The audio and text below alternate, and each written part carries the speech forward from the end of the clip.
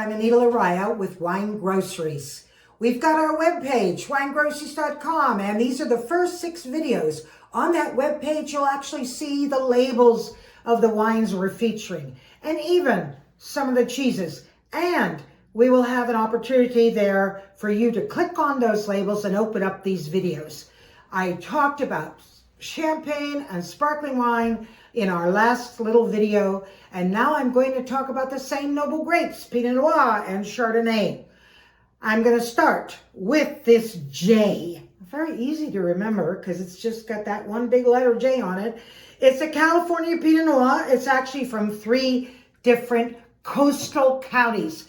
The whole coastline of California is one big, long Pacific Ocean coastline. And from Mendocino, north of San Francisco, all the way down to Santa Barbara, you have cool weather regions that are perfect for these Pinot Noir and Chardonnay cool weather grapes.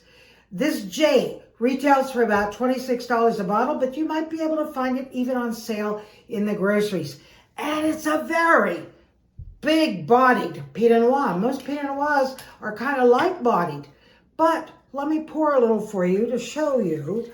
It's 14.5% alcohol. Look at that beautiful, beautiful deep garnet color.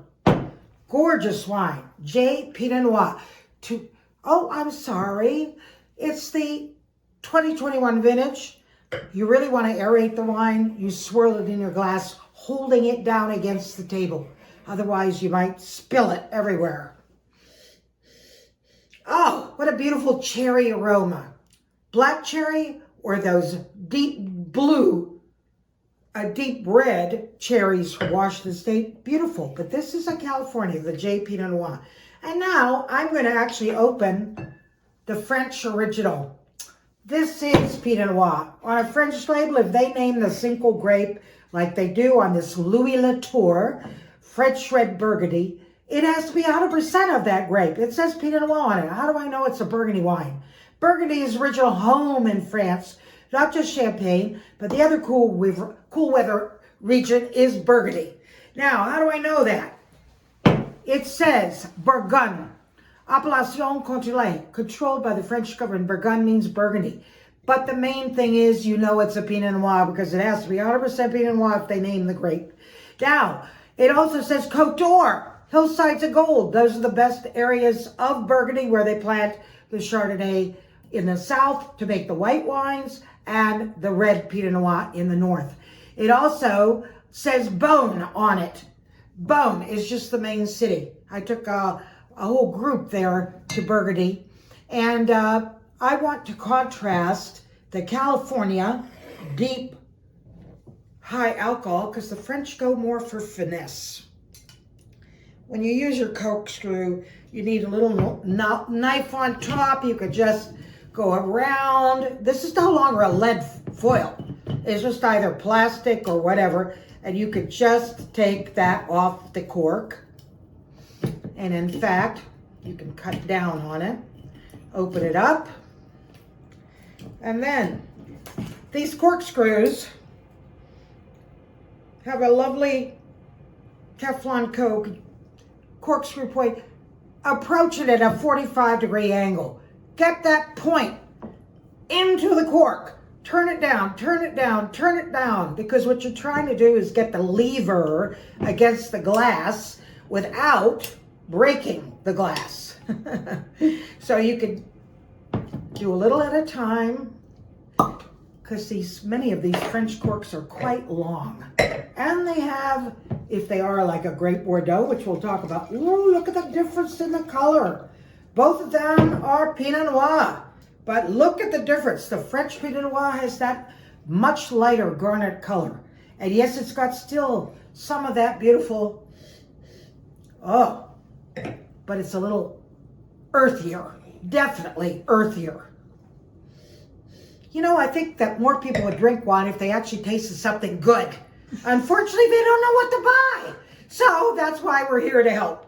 This learning experience has got to be fun, but it's got to be taste. No wine is worth any price if it doesn't taste good in the bottle. All right? So this is why we're here. What kinds of foods Well, I've got to say, Oregon Pinot Noirs, not just California, are great with fresh salmon. In Oregon, the Willamette River Valley, you've got wild-caught salmon, fantastic, cooked out under a beautiful Tuscan moon, and it goes terrific with charcuterie. Charcuterie is like a board of cheeses and ham or salamis or cured meats with nuts like pecans and even maybe some chocolates, grapes, etc., even dried fruits. I've chosen here for these reds 3 different cheddars. 3 different cheddars. I've got here a vintage Irish cheddar from Kerrygold.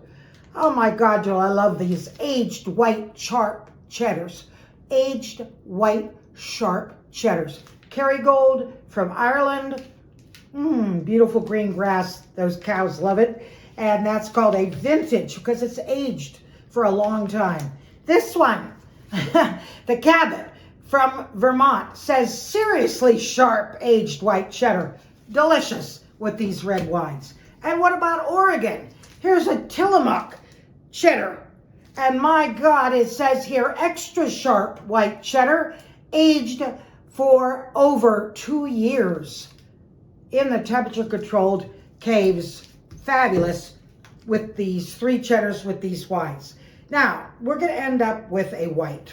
Everybody says, well, what about the white wines? A frequently asked question.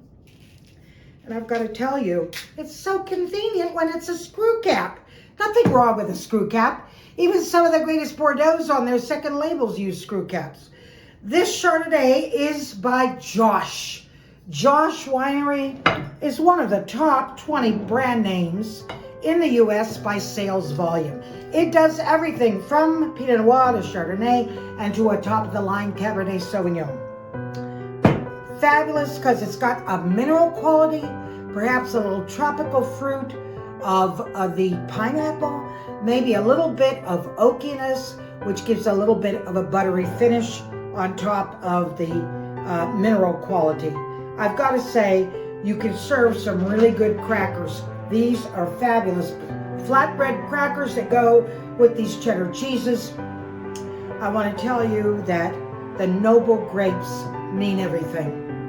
And again, Pinot Noir is very difficult to grow, even in Burgundy, even in Champagne. Yes, because of climate change.